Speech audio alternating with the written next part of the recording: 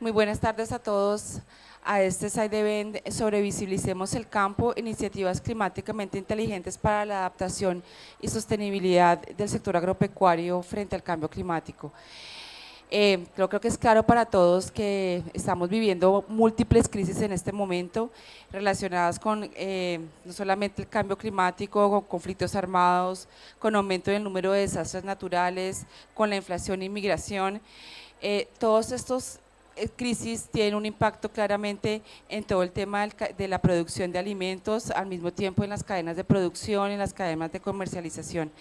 El día de hoy queríamos hacer un evento un poco para poder contextualizar y conocer un poco el impacto de cambio climático en el contexto general y poder también aterrizarlo hacia los temas en América Latina y el Caribe y poder respondernos cómo se está abordando, qué está sucediendo en América Latina y qué soluciones se pueden tener.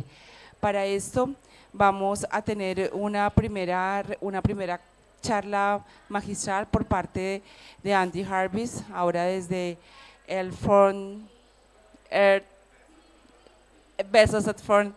En este momento también nos va a acompañar Ana María Lobo Guerrero del CIAD y Alicia Montalvo desde CAF. Entonces, los invito a pasar adelante para que podamos conversar al respecto. Muchísimas gracias. Y el vice.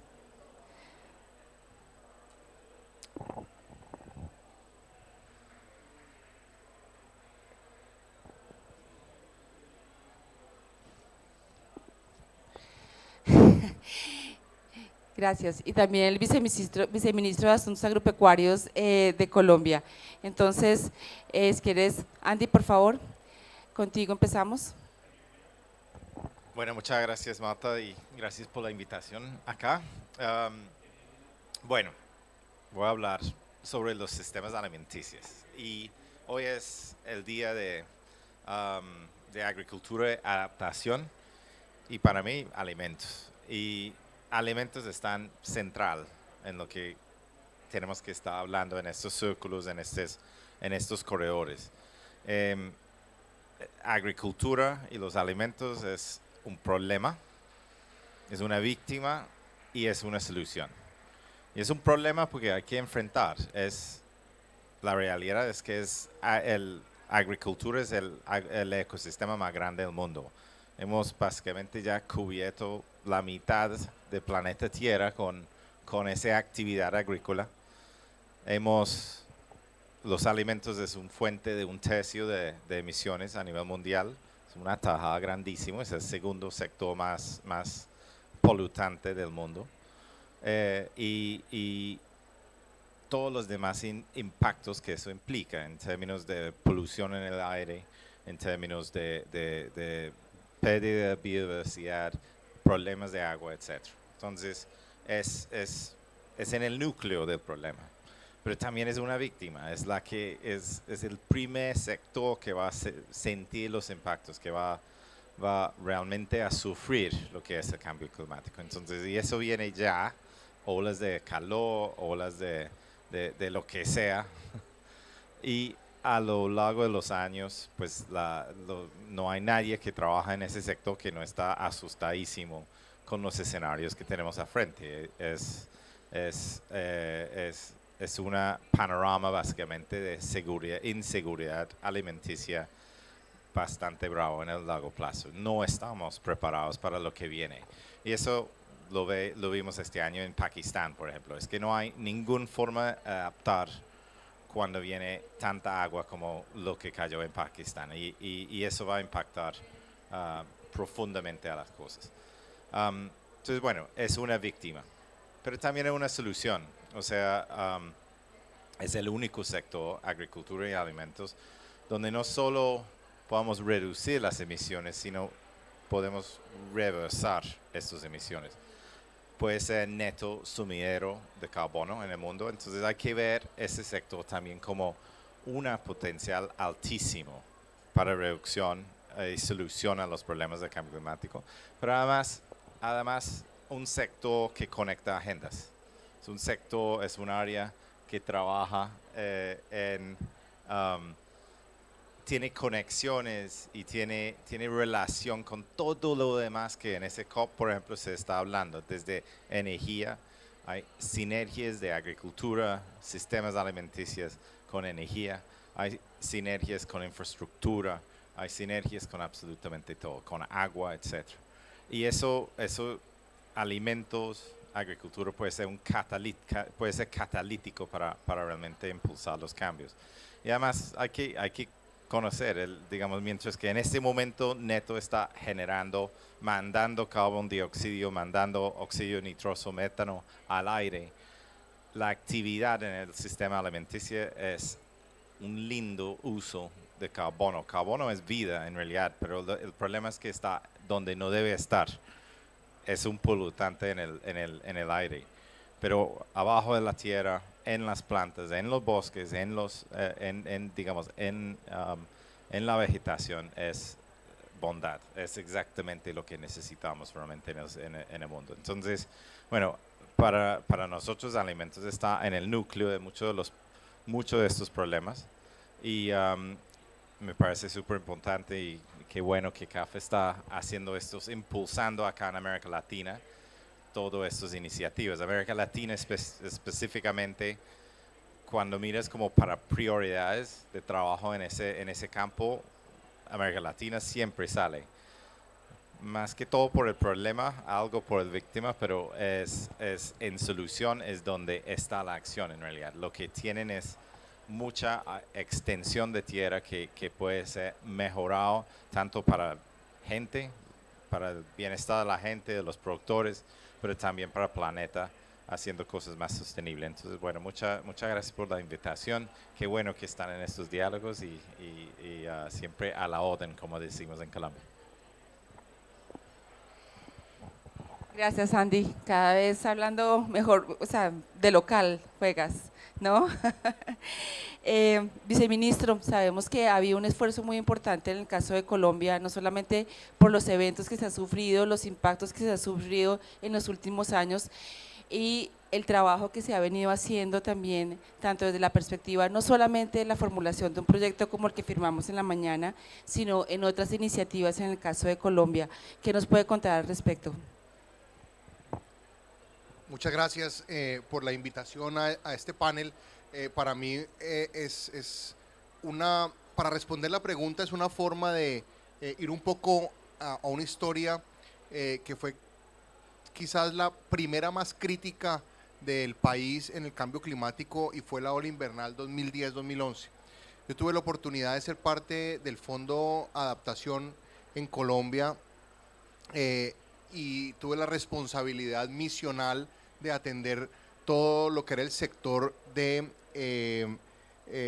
agro, que allá le llamábamos reactivación económica, y en esa oportunidad, digamos, lo que yo entendí del sector público era que uno de los problemas que el sector público tiene es que el abordaje es completamente sectorial, pero las soluciones, incluido el cambio climático, tienen que ser integrales, porque deben surgir del territorio.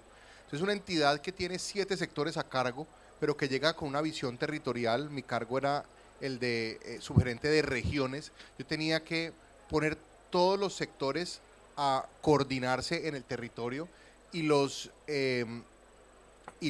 impactos fueron muy interesantes porque además logramos poner a los sectores a hablar con la comunidad y a decidir con la comunidad. Y en el cambio climático el conocimiento local es muy importante, porque es la comunidad la que sabe dónde era la Madre Vieja por donde el río pasaba hace 50 años, la comunidad sabe cuando llueve mucho por dónde es que viene la escorrentía del agua, la comunidad sabe cuando hay una sequía muy fuerte qué parte del territorio es la que más se afecta, es la comunidad la que sabe, porque en un país como Colombia la falta de información, la falta de data, pues no le permite a uno tener ese conocimiento tan preciso. Entonces el construir soluciones desde la comunidad y con una visión de territorio e intersectorial es muy importante. Eso para decirles que con esa experiencia, ahora desde el Ministerio de Agricultura estamos viendo la necesidad de integrar la política pública un poco más hacia el desarrollo del sector. ¿En qué sentido? En que uno puede partir el agro de Colombia en dos. un agro que está muy desarrollado, estructurado en unas cadenas, 7 cadenas de valor principales, muy de agroindustria, algunas, excepcionalmente el café, tiene una estructura muy de pequeños productores, hay participación de pequeños productores en palma, un poco menos en banano, pero hay otra Colombia en la que están los pequeños productores a los que nunca se les ha llegado con ninguna oferta pública, no se les ha llegado con un crédito, no tienen una asistencia técnica, no tienen un mercado asegurado, no tienen menos una planeación de cosechas. Entonces es el momento, y lo estamos dando el paso en este gobierno, de integrar a ese pequeño productor en esa cadena de valor.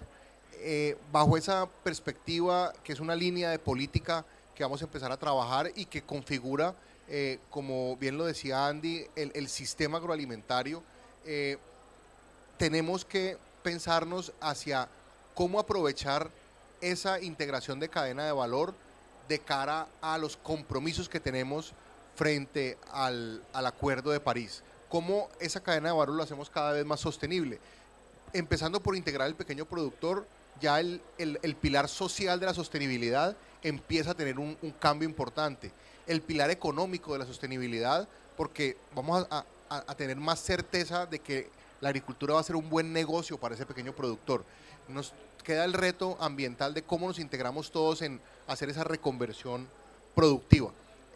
Y ese reto no lo vamos a alcanzar solos, por eso la firma del acuerdo hoy entre CAF y el Fondo Verde del Clima es fundamental, sumado al que ya venimos trabajando en biocarbono con el Banco Mundial. Son esas iniciativas las que nos van a dar, primero, una línea de política clara. Necesitamos tener una política pública que sea una política de Estado, que se proyecte al futuro para que nos oriente hacia dónde vamos. Segundo, vamos a tener la acción en el territorio, desde el territorio, con el territorio y con esas cadenas de valor a las cuales les estamos pidiendo el del ministerio integren al pequeño productor. El diálogo se construyó con ellos, entonces eso es determinante. Entonces yo creo que ese tipo de iniciativas son muy importantes para el país. Creemos que deben ser más actores, que deben ser más recursos, pero hay un primer paso que estamos dando muy importante el día de hoy, y qué mejor marco para lanzarlo y para compartir lo que esta COP27 y en este Día de la Agricultura. Entonces es un poco de lo que traemos desde Colombia. Muchas gracias. Gracias, viceministro. Ana María, yo, digamos, desde lo que hemos visto, lo que hemos acompañado el trabajo con el CIAD, obviamente en un esfuerzo científico maravilloso, poco que nos puedes comentar en términos de estos temas para, digamos, para todos los países del trópico y con un énfasis muy particular en América Latina. Sí, muchas gracias, Marta, muchas gracias por la invitación a participar en el panel.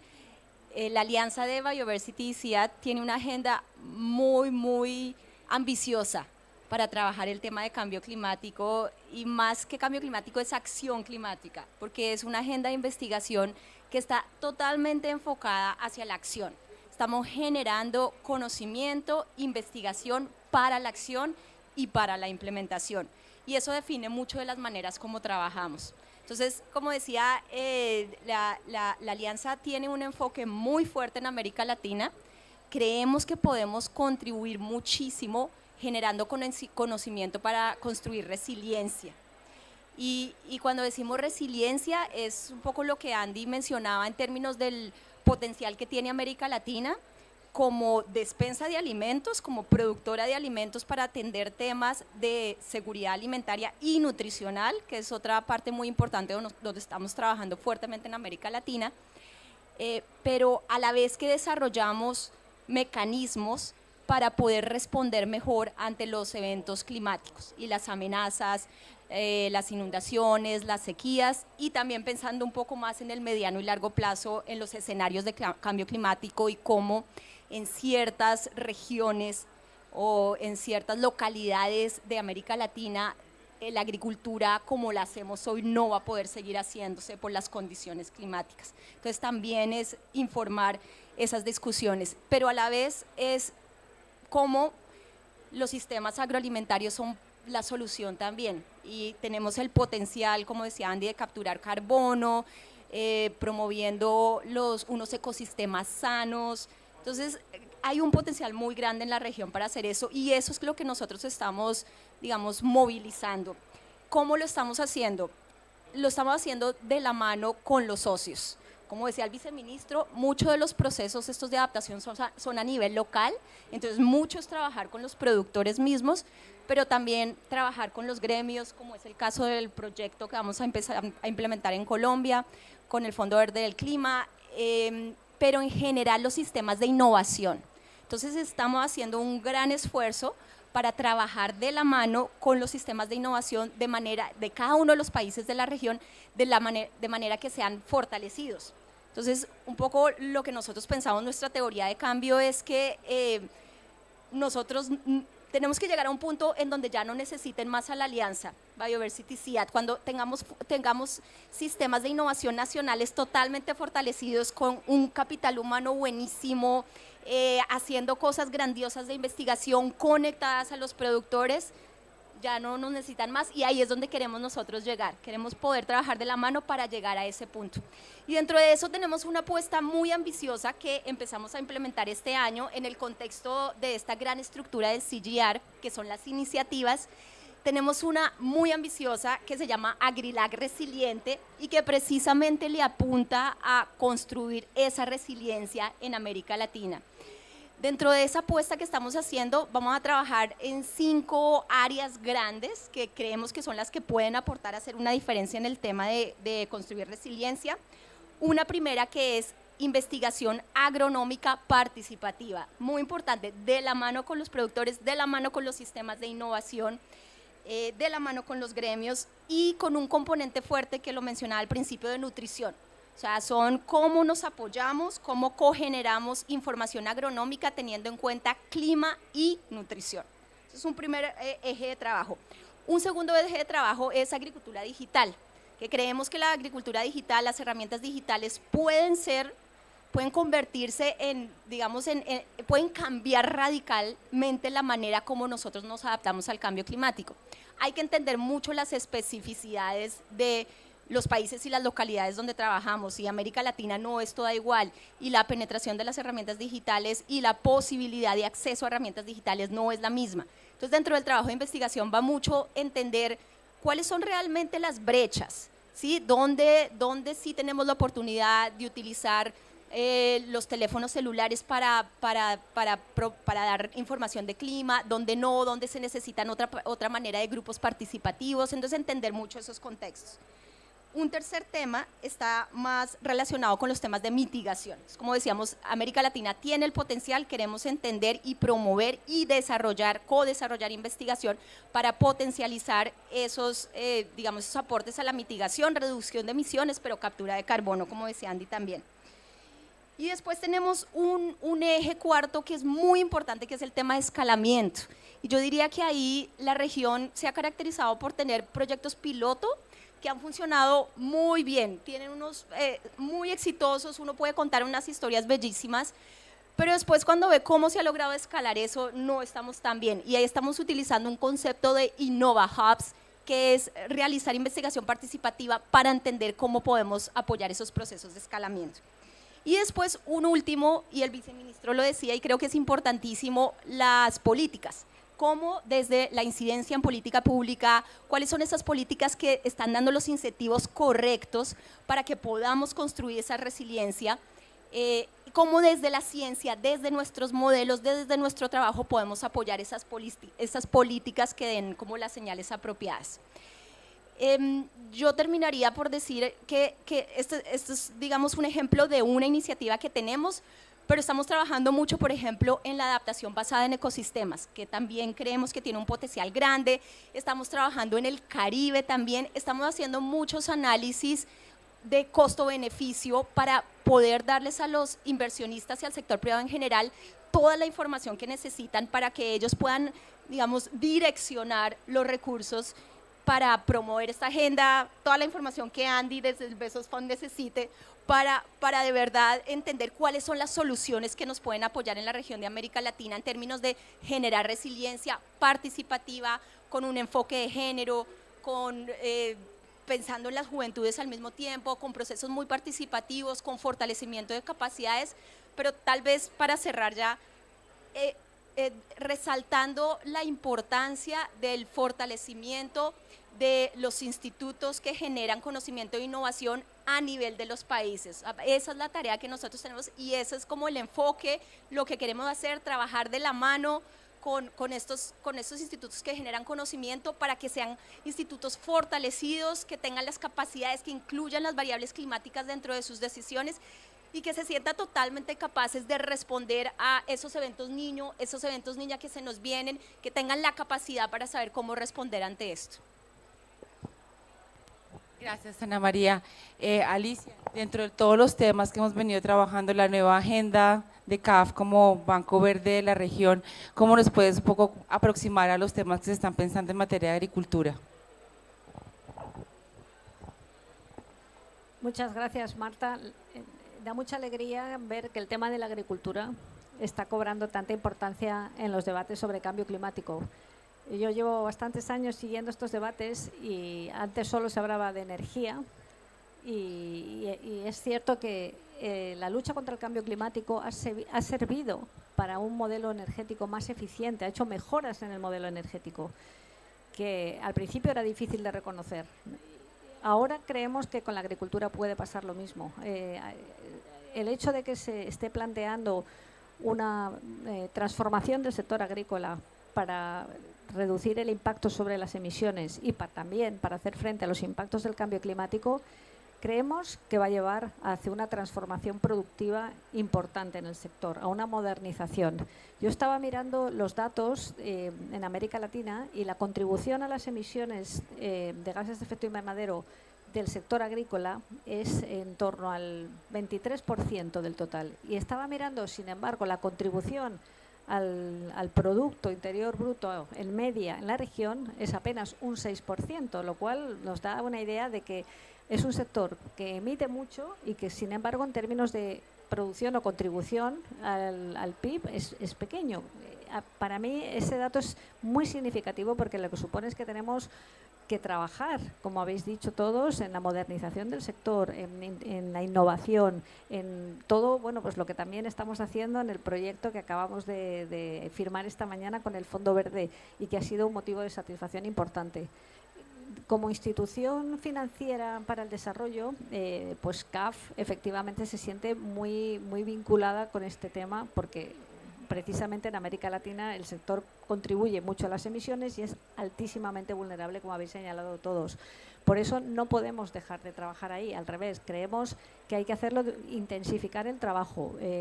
Las instituciones multilaterales trabajan con el sector, pero yo creo que no suficientemente. Ahora hay un acuerdo en que hay que avanzar en esta dirección y nosotros queremos estar ahí en primera línea, porque creemos que nuestra proximidad a los países, nuestro conocimiento de la idiosincrasia, y luego se ha mencionado una cosa importantísima que es todo el conocimiento que existe ancestral relacionado con los usos agrícolas. Al final no olvidemos que la tierra lo que ofrece es pues sustento, ¿no? Y eso es lo que tenemos que volver a recuperar, cómo la tierra tiene que ser un sustento sin generar un deterioro sobre el medio ambiente. Y digamos que esto, pasado por el filtro de la tecnología y de la innovación, nos lleva a proyectos como el que hoy hemos aprobado para Colombia, pero tiene que ser una práctica habitual.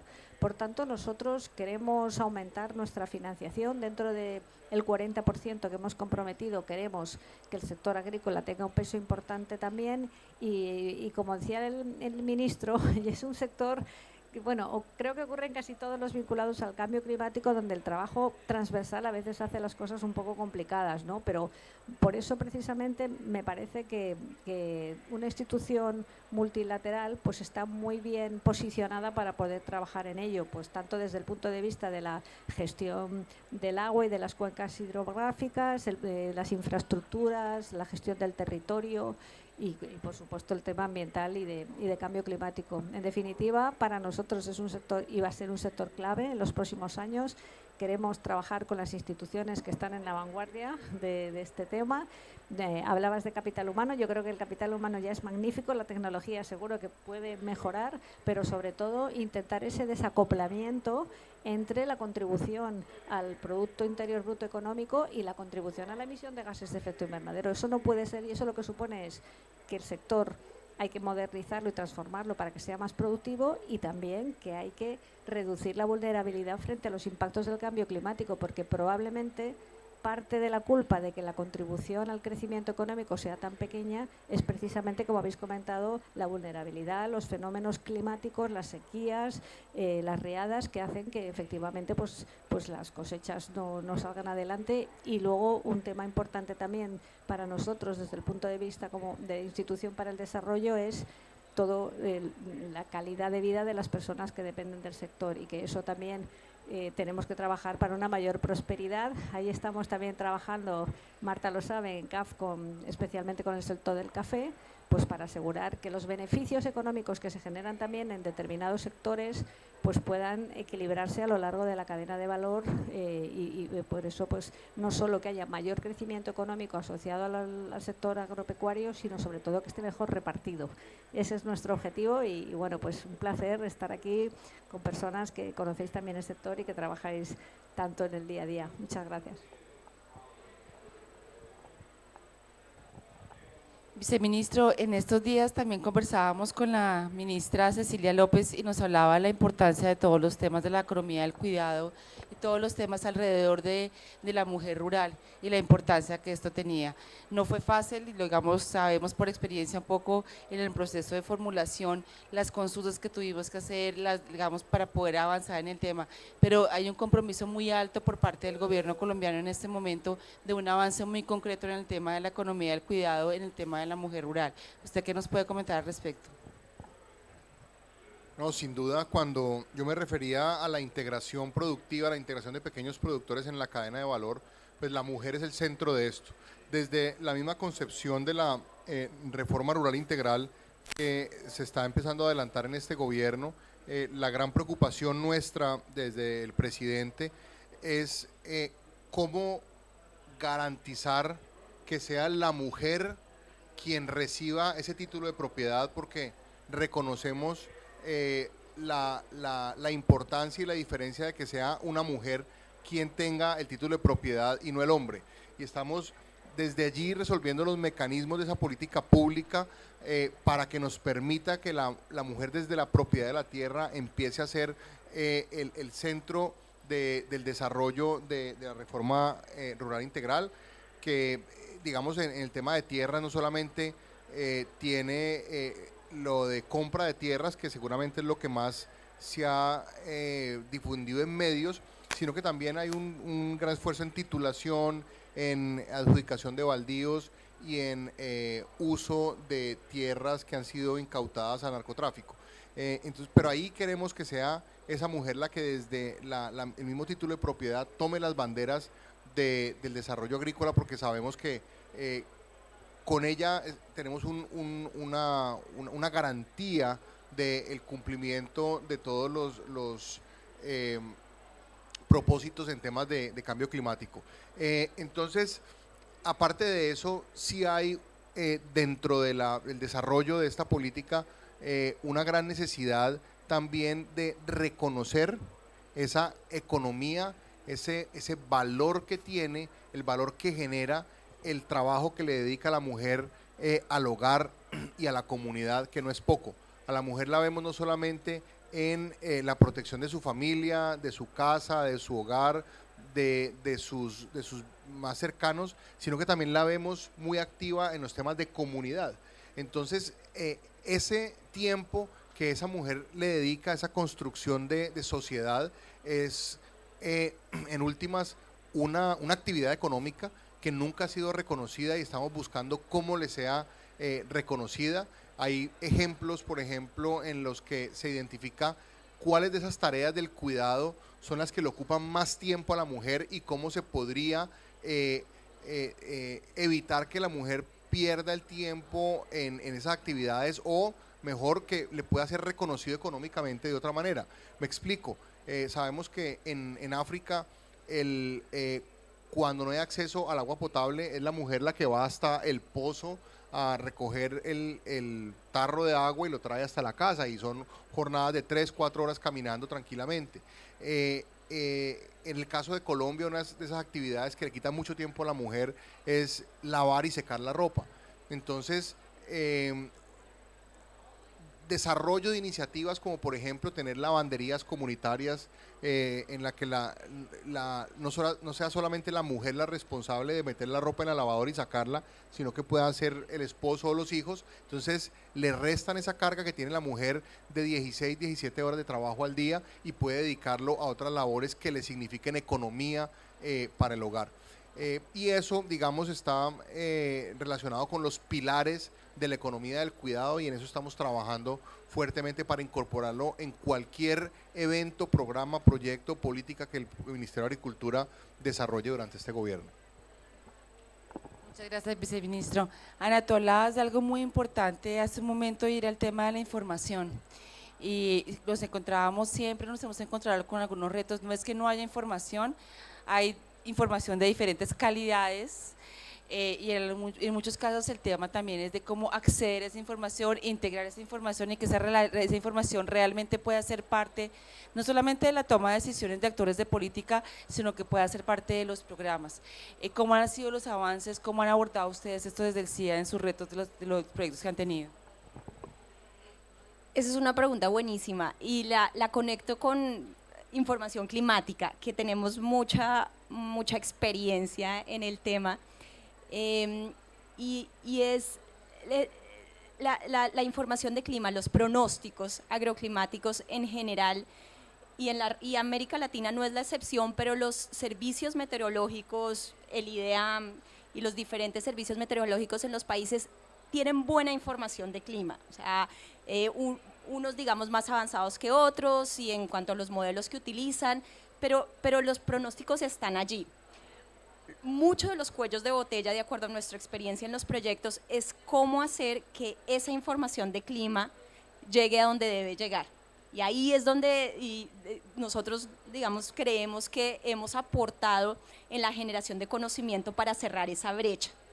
Y tenemos un proyecto muy bonito en América Latina que empezó en Colombia, pero eso se expandió como un buen virus, no un coronavirus, pero un buen virus, en ese momento 12 países de la región, en donde le está llegando información climática a más de 500.000 productores en 60 localidades en América Latina, y están utilizando la información para tomar decisiones.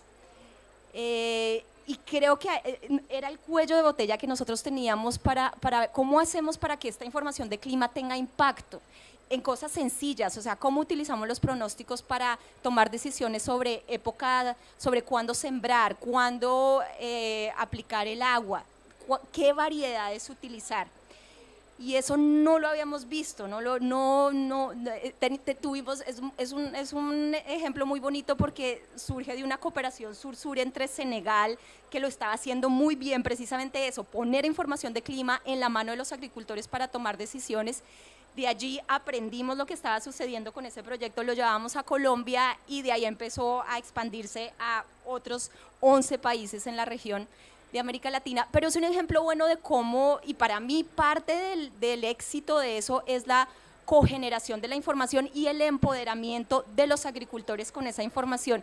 La información de clima era muy ajena en estas comunidades donde estábamos trabajando, y empezamos en Colombia, era algo que no se entendía de dónde venía, cómo se come, era algo muy abstracto, cómo se come esto, cómo se entiende.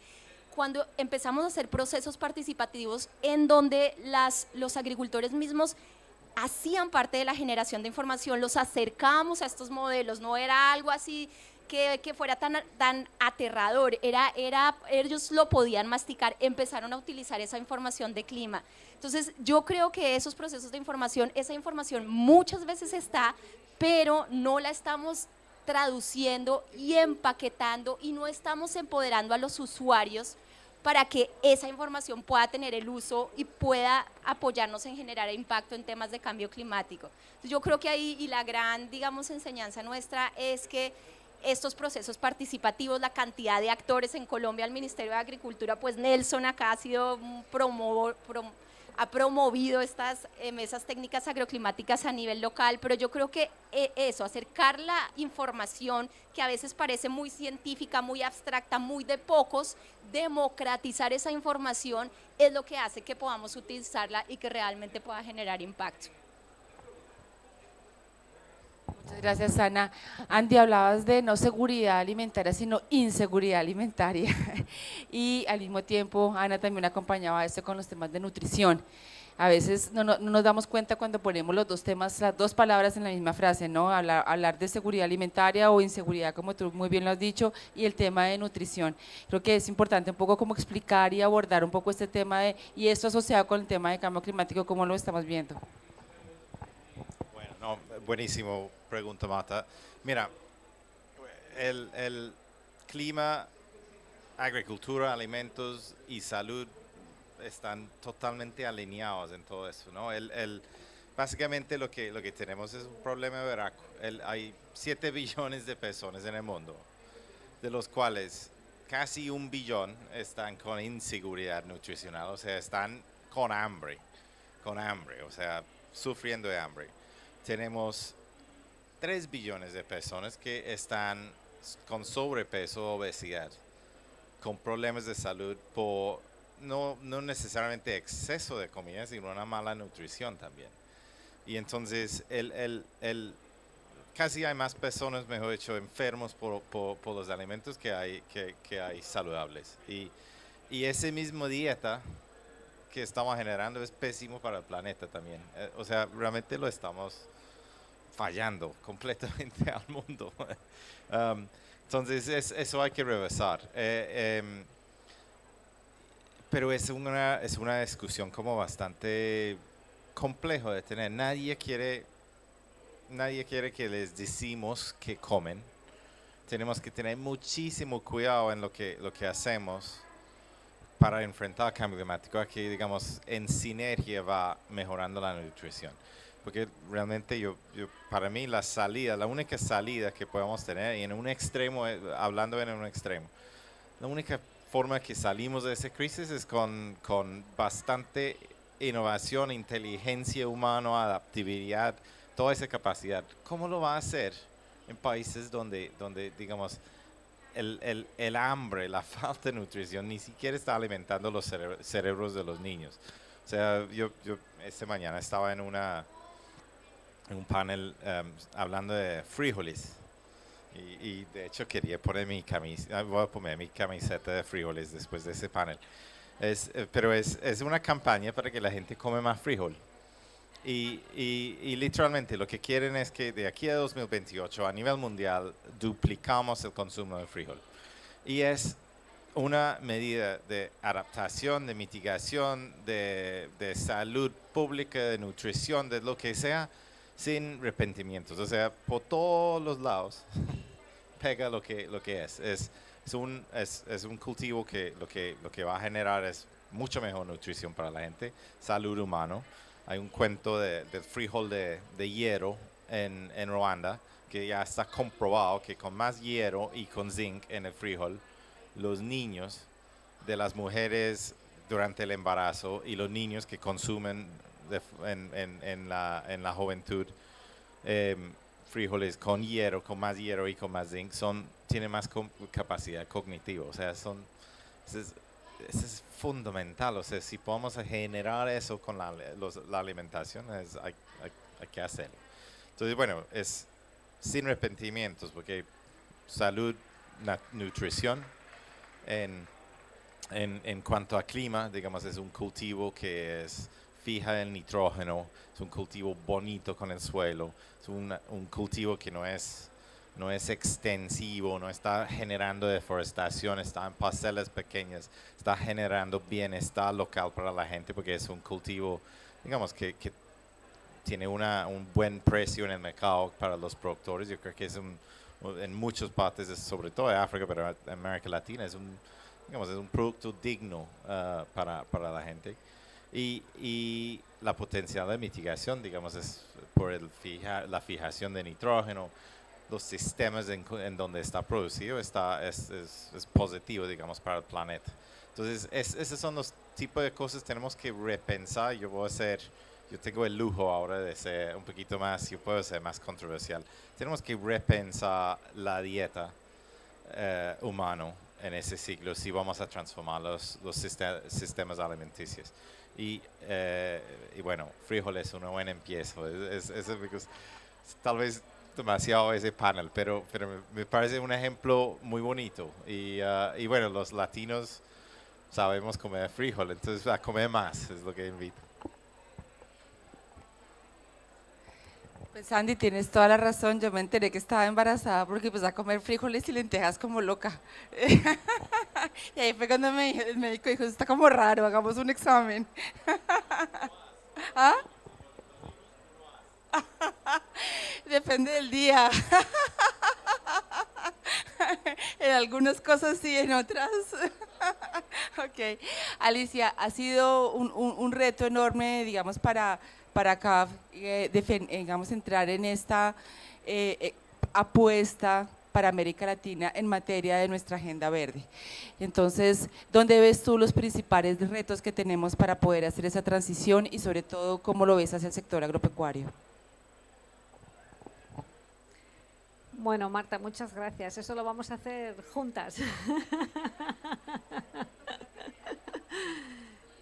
Realmente los retos son muchos, pero a mí me gusta decir que las oportunidades son más, porque al final estamos hablando de una transformación que puede tomar su tiempo en algunos sectores. En particular, yo creo que en el sector agrícola pues es complicado, como comentaba antes, pues lo mismo que vimos en el sector de la energía tiene que pasar en este sector y en otros, que vaya entendiendo, bueno, pues que hay que hacer un modelo consistente con los límites de los ecosistemas y con las necesidades, pero para mí el mayor reto probablemente está en que los países que son miembros de CAF tomen conciencia realmente de la importancia de algunas cuestiones que tienen en sus manos, que son tan poderosas y que sin embargo hasta ahora no se les ha prestado quizás suficiente importancia. Aparecía que eran temas pues secundarios, menores, y yo creo que el reto es precisamente ser capaces nosotros con nuestros instrumentos de cooperación técnica, con las herramientas de financiación, trabajando con el sector público, el sector privado, también trabajando con los fondos climáticos, dar las herramientas para que haya este reconocimiento de todo el potencial que existe en la riqueza natural, sobre todo en el tema agrícola, pero también en los temas de bosques, biodiversidad que hemos venido hablando, y que a esto se le dé el valor que merece, lo cual no quiere decir en algunos casos, y esto es un tema también controvertido, que se le ponga un precio, pero sí que se le dé un valor y que las autoridades de los ministerios de finanzas o quien tome las decisiones económicas sean capaces de que ese valor quede incorporado en las decisiones, es decir, que se vea que trabajar en estos sectores es hacer una inversión en crecimiento, no es hacer un gasto. Y yo creo que eso de pasar de la idea de inversión, de la idea de gasto a la idea de inversión es un salto importante que requiere también un esfuerzo técnico con herramientas. Pues comentabas el tema de los datos, me parece clarísimo. A veces hay una falta y no somos capaces de aportar la información suficiente para que las decisiones se tomen teniendo en cuenta los beneficios que van a generar. Y ese es yo creo el mayor reto, ser capaces no solo de aportar financiación e identificar los sectores donde existe mayor potencial, sino sobre todo de que los países pues efectivamente se apropien de estas decisiones con las herramientas necesarias y que podamos invertir donde hace más falta. Y creo que ahí el diálogo es necesario, un diálogo pues muy cuidadoso, muy respetuoso. Me parece también que a veces se vienen con soluciones prefabricadas y eso no hay que hacerlo, hay que escuchar, hay que ver qué es lo que cada país necesita. Por eso, para mí, yo diría que el mayor reto es el ser capaces de construir ese diálogo de una manera creativa que dé lugar a proyectos que realmente tengan el impacto donde lo tienen que tener y no a lo mejor pues tratar de traer soluciones que pueden haber sido muy útiles en otras regiones, pero que a lo mejor no lo son tanto en América Latina. Yo creo que la mirada de América Latina, los retos ambientales y por tanto los retos en agricultura, biodiversidad, tiene que ser todavía mucho más potenciada. Y ahí estamos. Muchas gracias. Pues gracias Alicia y viceministro, muchísimas gracias por la compañía el día de hoy. De verdad que ha sido un honor poder trabajar con todo su equipo y realmente hoy es el día del grado para empezar a trabajar la siguiente fase, que es ponerlo en marcha. Ana, muchísimas gracias. De verdad que todos los temas en cuanto a investigación y el trabajo conjunto con todo el equipo del CIA ha sido un placer. Antes lo perdemos, pero lo volvemos a ganar, así que esperamos seguir trabajando conjuntamente. Y Alicia, muchísimas gracias por toda la orientación en los temas de financiamiento. A todos muchísimas gracias y esperamos que hayan podido acompañarnos el día de hoy.